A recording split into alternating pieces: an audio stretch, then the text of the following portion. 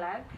And today I'm joined with a very beautiful young lady, just for her to paint to everyone else the image of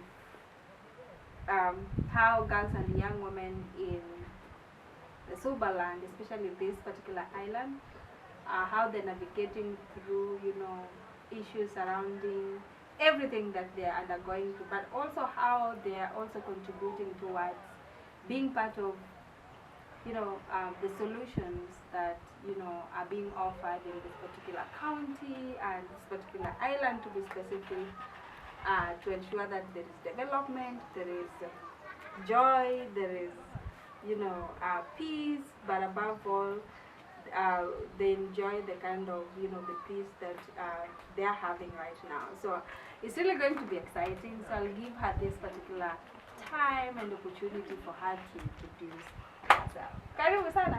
I'm called Lady Grace. My name's Ek. Yes. I am born here, schooled here, and currently working here. Wow. So I can talk about I understand the brains So well. so well. Okay. Currently I am working with an NGO called Liverpool. Okay. They do care and treatment around.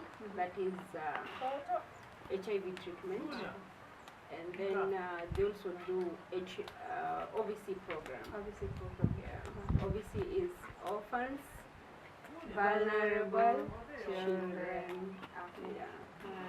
So actually, I'm in that department. Okay. Yeah. So other than that, what else do you do in this particular community or an island community? What I else do? you do? Yeah. It's just that OVC program, working with that NGO. Mm-hmm. Yeah, we ensure that children whom their parents are HIV positive and are vulnerable. Yes. So some of them are in the NGO that I work with. We have some that are institutional and some that are at the community. Yeah. Okay. So you work with Liverpool as who? As case manager. As a case manager. Yeah. Okay. So let's talk about you being a case manager. What does it mean? What does it mean to be a case manager? A case manager is just, like I said before, that we deal with households that are HIV affected. So you just, once you identify a household, then you make sure you have a case study of that household. Oh, yeah. You understand that You household. understand the yeah. household, the challenges they're going through, and all that. Yeah, and now as a case manager, if you're asked on ways to support that household, then you are able to. Because you understand the context of that particular household. Yes. Interesting. For how many years have you been doing that? Okay, actually from school, I was employed where I work today. Okay. And then this program of OVC, we've been doing it for like, is it 10 years, I think? 10 years. Okay. Personally, I've been doing it for 10 years. So you started working in the community at a very young age. Oh, okay. Okay. Nice. So how has it been for you, being a young woman working in the community to better the lives of children and women? How has it been like to you? What is your journey throughout the, social workspace? It's been a sweet one, Wow. especially doing it, giving back to the community. Yeah, so you're serving your people that you understand. Yeah, so it's a sweet thing. Yeah. Talk about maybe the girls and the young women. What are some of the unique challenges they are facing in this particular community, which is an island? I'm asking this because, again, it's an island, so I'm looking at how access to some of, the sexual and reproductive health rights and commodities becomes a bit of a challenge. How is it like for young women and girls here, and what are some of the cases that are really prevalent when it comes to, safety and issues that entails girls and young women? That has been a great challenge to the community. A very great challenge. Like Okay, you know, in every community there is a class that can afford, and there's that class that is low. The haves and the The have haves nots. and the have-nots. Yeah. So you find maybe you're going to one school, and then a lady in one school, she comes to school with very good things, and other, the age mates admire. So like, wewe umetoa wapi? Unajua just getting wrong information from people. So wewe hujui, mimi nani ndiye alinibaya. So such things. So there's a lot of influence, like age mates. Ikifika some age ya 10 to 14, watoto wanakuanga influence sana. Peer pressure. And then most pregnancies, like most pregnancies, early pregnancies. Yeah. Like what age gap would you give that? Like the prevalence of young girls being pregnant. What is the age gap usually? And how has it increased for the past 2 years maybe? It used to be higher before, but currently it's reduced because we have some EDIs. What is that? Some evidence-based programs that teach that age bracket about life skills. Yeah. So that has worked the percentage, and it's a bit reduced. It's a bit reduced. Okay. So you're talking about girls in school. First of all, do you know the population of this particular island? What is the population of the people in this island? You may not know, right? But the population of women or girls in this particular population? No. But they're not so many. 200,000? When is Africa 200,000? No. Around 3,000. Around 3,000. Okay. Now, having that background, that means that one, issues of intermarriages is equal. Sana. Yeah. So tell us a bit about that, and maybe, being that you're born here, you probably do you know your grandmother, your grandfather, your parents, and that kind of system. It becomes now a system. Tell us a bit about intermarriages in this island. Mfagano is a very funny island. Like intermarriages happens. Yeah, you can even find mtu ameolewa tu, you're just married, it's a fence, and then you're married in the next home, but you're not related. You're not related at all. What is unique about this island? What sets this community apart from any other community? Being that you're born and bred here. What makes it unique? It's that it's surrounded by water, and economic activity yenye iko hapa mostly ni fishing. Fishing. Yeah. Do women also fish? Yeah, women fish. Do you fish? I once fished, actually from school. My dad was a fisherman, and he was owning some boats. And being the last born of my dad and a lady, and being that he was old, so in that age, I used to manage his boats. So. Oh, nice. It's good to actually meet ladies who are doing fishing. My fees came from there, so that is why I enjoyed it. So you said the main economic activity in this island is fishing. Yes. What are some of the issues related with fishing and how money circulation also happens in this particular island? And the role of women. How does women navigate with the fishing? Now that, at least for you, you did that, but you no longer do it. Are there women who are also doing that? And what is the role of women in this particular island? There are women who own boats. Ah. Yeah, they are bosses. So there are such women. And then there are women who are also employed. Like here, there is omena fished. Okay. And then fishing, and then kuna samaki. Omena is the small, small fish. Yeah. I'll leave some photo here so that you all see. So there's daga. Yeah. So daga, once it's brought from the lake, then it has to be dried. So there are women that make sure that it's dried. It's dried. Yeah.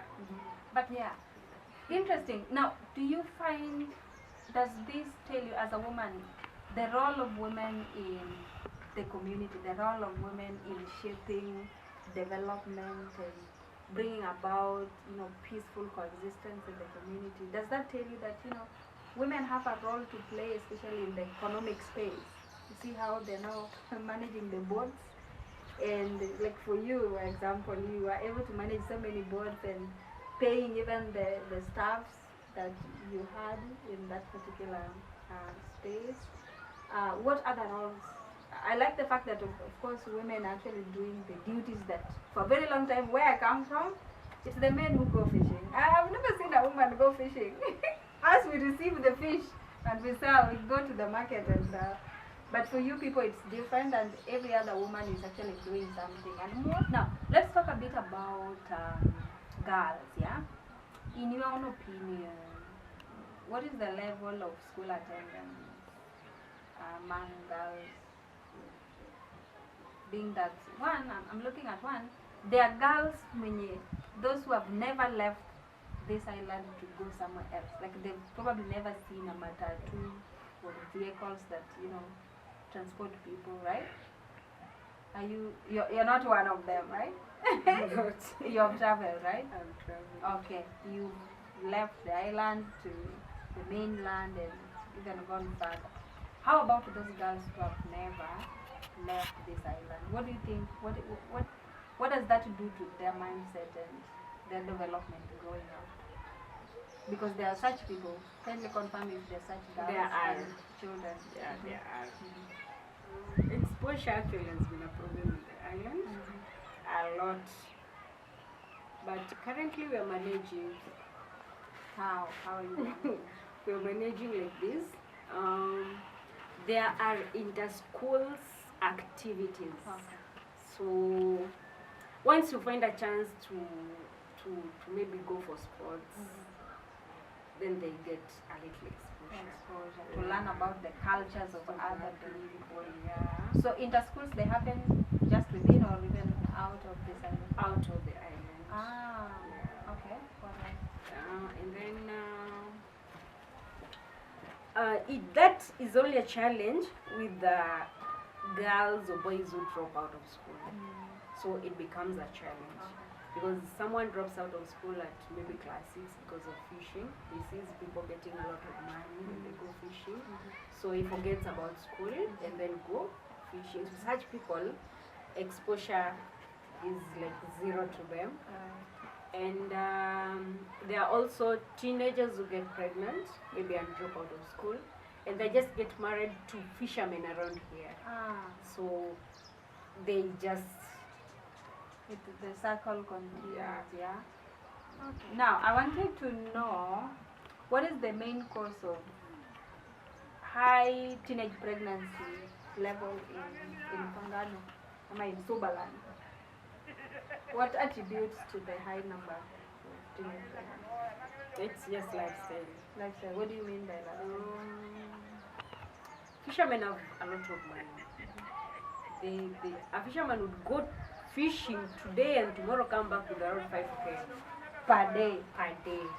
That's around $50 per day. Imagine. And then you see some beautiful girl and money. So a lot of them are confused with such things. And then just like I said before, there's a lot of peer pressure. So like a lady has a boyfriend that treats her well, and then another girl will admire. And then the other girl that is treated well has a boyfriend, and can introduce the same boyfriend to this other girl. No. So that has spoilt many of our girls. Yeah. So the fact that there's a lot of money in fishing, guys, in Soberland, so the girls are tempted to be enticed with this money, and that makes them also get married at an early age, right? There's a lot of cases on that, is it? Yeah. And then there are also issues of teenage pregnancy that makes them drop out of school. Okay, interesting. But that currently is managed by we having a few guys around called paralegals. There are small lawyers around, and they have been very keen on such cases. But there comes other challenges, like a parent realizes my child is pregnant or defiled. But then if you want to pick up this case, because a paralegal will not just pick a case without support or consent from the parents. So you find that the parents of these children, many times they decline. So making it difficult to follow up follow up these cases. Yeah. So, but it's still there. It's still there. Yeah, it's still there. So in a case where a parent refuses that this case is not going forward, it's not going to be administered in the court and all that, what happens? So the case dies and the child, what happens? Actually, there's nothing you can do. As a paralegal, there's nothing completely you can do, because how would you take a case without a complainant? Someone who is not complaining, so how are you going to handle that case there? No. And then in the island, there's a lot of, now because people are related around, there's this intermarriage, and then maybe someone is just married next their home, like that, there's that relationship. So you find out that maybe someone who defiled your child is a relative. So weighing these, okay, I don't know what they actually look into, but mostly they look into blood than the child's life. Yeah. Okay. So you find out that they already met and did their things and not taking care of them. And maybe money has exchanged hands, like leave that. So those are a few alone. challenges. Yeah. Apart from the cases are followed. Yeah. How many? Is it too much? Like those cases of where people are interrelated, and so when there are cases of GBV, then it's not easy to follow up. Not a bigger percentage. Not a bigger person. It's being managed, right? But Kitambo used to be there. Yeah, Kitambo used to be there. Interesting. Maybe the last thing I would want to know is, I've heard of issues. I mean, Homa Bay County as a whole is known to be, having this issue of fish for parts, because you guys have a lot of fish, yeah, and even the fish that we eat in Kisumu and the other side of the county, Kisumu, Sierra, most of those fish come from this particular land. Do you guys still have the issue of sex for part, like you exchange fish with a girl for, no, how do you do it? Like you give fish and then how does that happen? It happens like this. I don't have food back at home. Okay. As a woman, and then I'm the breadwinner, then goes to the lake in the morning. Then someone feels for me, but the only thing he can afford is fish. So I am given food to take back to my children, but at the end of the day, it becomes my boyfriend that is taking care. So he's providing after fishing, ananipatia samaki na pesa. So it becomes my your boyfriend, yeah. So you exchange sex for fish, right? Okay. Does that still happen here? It happens. It happens. Yeah. So like, if we do not have, some of the women here, if they do not have food for their children, then they go to the lake. Then the men give them fish, and then in return they pay for sex. With sex, and then Then how are you guys managing that? Is that the culture of this place? Sorry, or is it being managed? How do you then manage that situation? That is not manageable because most people that do that, they're either widows. Okay. Or mostly widows. Yeah. Or women that maybe their husbands are not able. So the only way they can find is through that. Leads me to the next question. How is the HIV prevalence in this island? It's high. It's high. Yeah. is sex for fish a contributor towards the high level of HIV? Okay. Are there programs that are geared towards, ensuring that the prevalence goes down? Yes, there are programs. Yeah. What is the response like? The response, they are managing, yeah, but